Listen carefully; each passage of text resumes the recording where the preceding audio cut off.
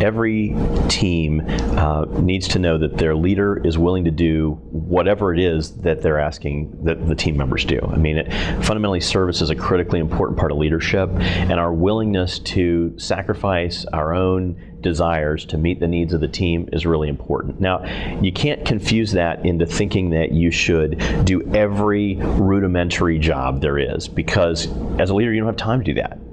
But really what the team members want to know is, would you do that job?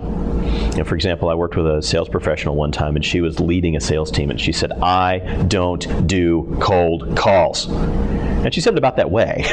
It seemed pretty clear to me that that was, she had this view of her leadership that she was no longer required to do that kind of work.